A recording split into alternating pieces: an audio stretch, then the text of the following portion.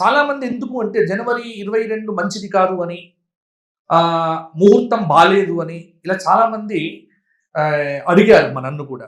అందుకే ఈ విషయంలో నేను చాలా పరిశోధన చేశాను.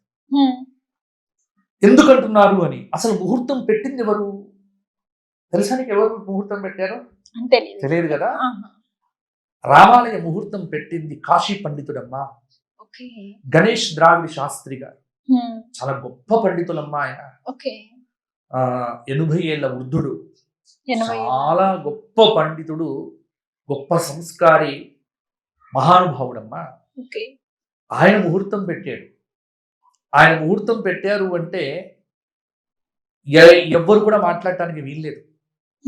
తెలుగు వారికి ఏమిటి అంటే అయ్యో జనవరి 22 ఎందుకు అంటే ఇక్కడ జనవరి 22 మధ్యాహ్నం 12:30 ఇక్కడ మృగశిర నక్షత్రంలో మేష లగ్నంలో నవమంలో ఇక్కడ చక్కగా శుక్రుడు ఉన్నప్పుడు బ్రహ్మాండంగా ముహూర్తం అనేటువంటిది పెట్టడం జరిగింది. 84 సెకండ్ల ముహూర్తం ఇది. కాబట్టి ఆ ముహూర్తం ఎందుకు అంటే ఇది పుష్యమాసం కదండి. అసలు చూడండి, పుష్యమాసంలో ప్రతిష్ట సరి అయినదా కాదా అని ఎవరైనా అడిగితే ఒకే ఒక్క సమాధానం ఏమిటి అంటే దీనికి శాస్త్రం ఉంది. సూర్యుడు మకర రాశిలో ప్రవేశించిన తరువాత ఆ సమయం అంతా చాలా ప్రశస్తమైన సమయం అమ్మా. మకర రాశిలోకి ఉత్తరాయణం వచ్చేసింది. ఉత్తరాయణం అంటే చాలా గొప్పదమ్మా.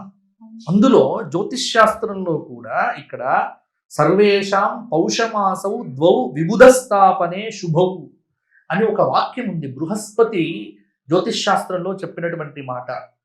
ఏ దేవతా ప్రతిష్టకైనా పుష్యమాసం మంచిదే. దీనికి మీమాంసలు లేవు. దేవతా స్థాపన జరగాలి అంటే పుష్యమాసం సరి అయినదే అనేటువంటి ప్రమాణం మనకు జ్యోతిష్ శాస్త్ర ప్రకారం ఉంది. కాబట్టి పుష్యమాసం అనేటువంటిది మనకు పుష్యమాసం అమ్మా. ఇప్పుడు నిజానికి మనది చాంద్రమానం. అయోధ్యలో పాటించేది బార్హస్పత్యమానం.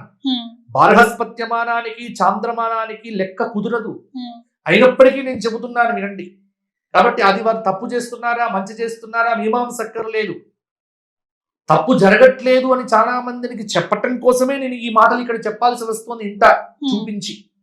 కాబట్టి పుష్యమాసంలో కూడా దేవతా ప్రతిష్ఠ చెయ్యవచ్చు అనేది శాస్త్రం చెబుతోంది.